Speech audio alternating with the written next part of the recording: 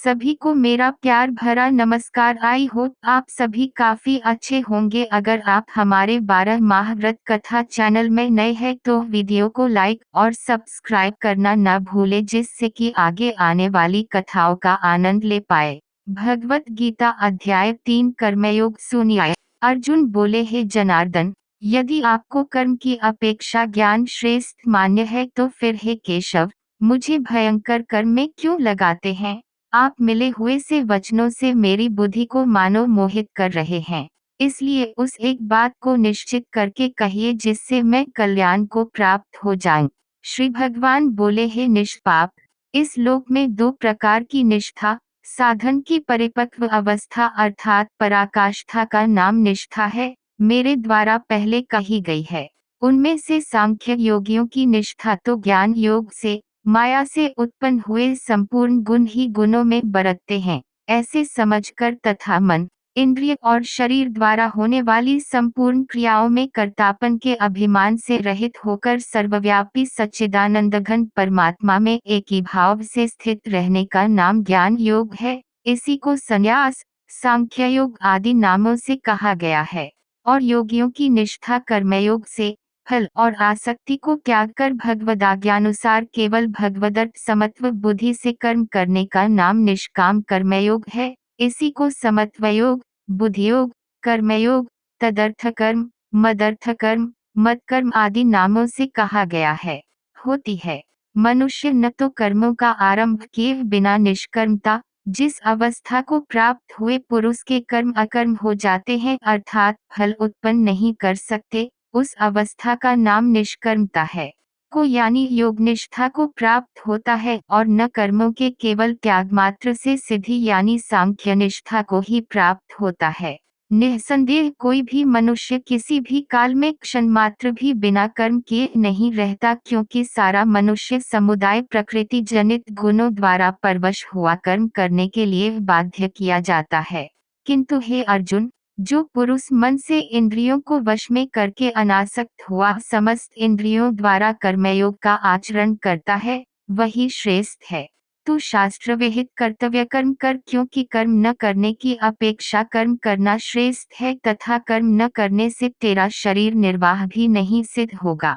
यज्ञ के निमित्त किए जाने वाले कर्मों से अतिरिक्त दूसरे कर्मों में लगा हुआ ही यह मनुष्य समुदाय कर्मों से बंधता है। इसलिए हे अर्जुन, तू आसक्ति से रहित होकर उस यज्ञ के निमित्त ही भली भांति कर्तव्य कर्म कर। प्रजापति ब्रह्मा ने कल्प के आदि में यज्ञ सहित प्रजाओं को रचकर उनसे कहा कि तुम लोग इस यज्ञ द्वारा वृद्धि को प्राप्त हो और यह यज्ञ तुम लोगों को इच्छित भोग प्रदान करने वाला हो। तुम लोग इस यज्ञ द्वारा देवताओं को उन्नत करो और वे देवता तुम लोगों को उन्नत करें।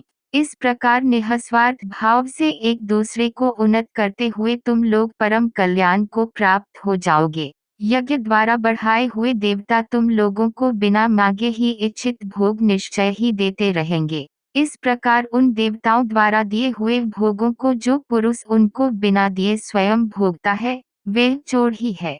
यज्ञ से बचे हुए अन्न को खाने वाले श्रेष्ठ पुरुष सब पापों से मुक्त हो जाते हैं, और जो पापी लोग अपना शरीर पोषण करने के लिए ही अन्न पकाते हैं, वे तो पाप को ही खाते हैं। संपूर्ण प्राणी अन्न से उत्पन्न होते हैं। अन्न की उत्पत्ति वृष्टि से होती है, वृष्टि यज्ञ से होती है और यज्ञ विहित कर्मों से उत्पन्न होने वाला है। कर्म समुदाय को तू वेद से उत्पन्न और वेद को अविनाशी परमात्मा से उत्पन्न हुआ जान। इससे सिद्ध होता है कि सर्वव्यापी परम अक्षर परमात्मा सदा ही यज्ञ में प्रतिष्ठित है। हे पार्थ, जो पुरुष इस लोक में इस प्रकार परंपरा से प्रचलित सृष्टि चक्र के अनुकूल नहीं बरतता अर्थात अपने कर्तव्य का पालन नहीं करता, वे इंद्रियों द्वारा भोगों में रमन करने वाला पापायु पुरुष व्यर्थ ही जीता है।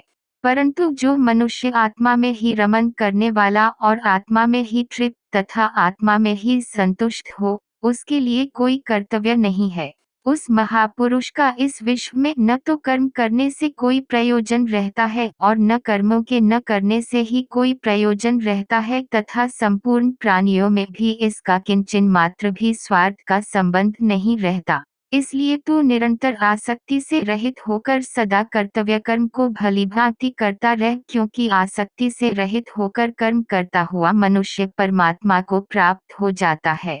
जनकादि ज्ञानी जन भी आसक्ति रहित कर्म द्वारा ही परम सिद्धि को प्राप्त हुए थे। इसलिए तथा लोक संग्रह को देखते हुए भी तू कर्म करने के ही योग्य है, अर्थात तुझे कर्म करना ही उचित है।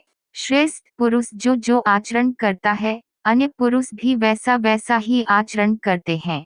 वह जो कुछ प्रमाण कर देता है, समस्त मनुष्य समुदाय उसी के अनुसार बरतने लग जाता है। यहाँ क्रिया में एक वचन है, परंतु लोक शब्द समुदायवाचक होने से भाषा में बहुवचन की क्रिया लिखी गई है। हे अर्जुन, मुझे इन तीनों लोकों में न तो कुछ कर्तव्य है और न कोई भी प्राप्त करने योग्य वस्तु अप्राप्त है, तो भी मैं कर्म में ही बरतता हूँ।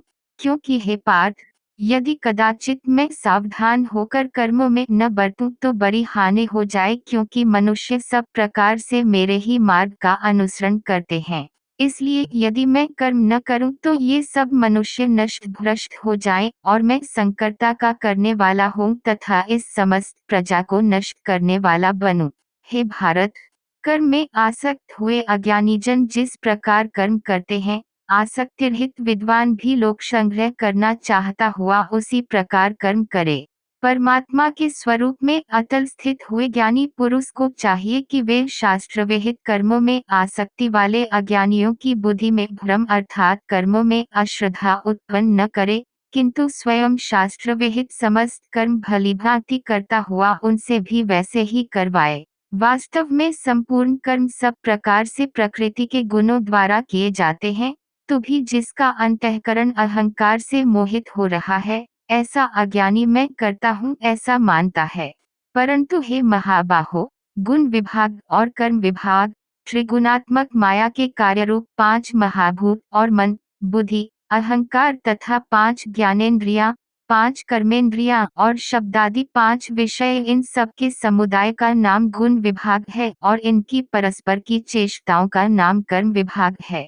के तत्व उपर्युक्त गुण विभाग और कर्म विभाग से आत्मा को पृथक अर्थात निर्लेप जानना ही इनका तत्व जानना है।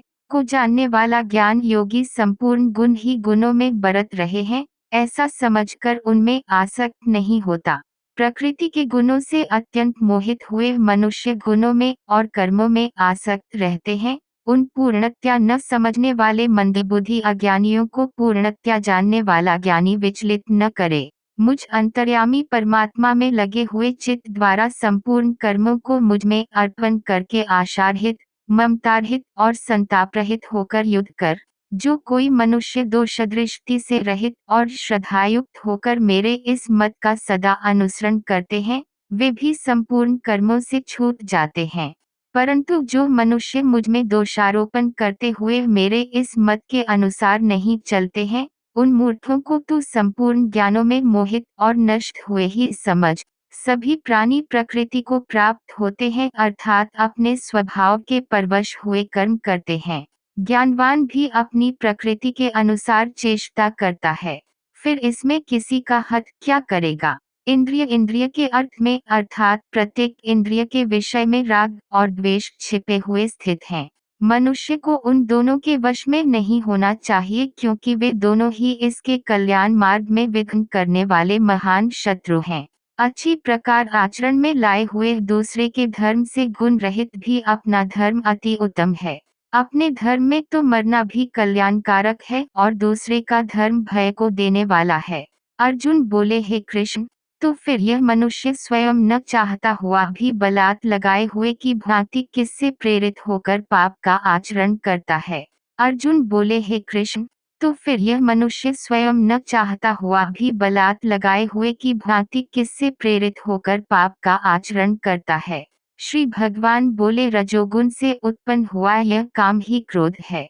यह बहुत खाने वाला अर्थात भोगों से कभी न अघाने वाला और बड़ा पापी है। इसको ही तू इस विषय में वैरी जान। जिस प्रकार धुएं से अग्नि और मैल से दर्पण ढका जाता है तथा जिस प्रकार जेर से गर्भ ढका रहता है, वैसे ही उस काम द्वारा यह ज्ञान ढका रहता है। और हे अर्जुन, इस अग्नि के समान कभी न पूर्ण होने वाले काम रूप ज्ञानियों के नित्य वैरी द्वारा मनुष्य का ज्ञान ढका हुआ है।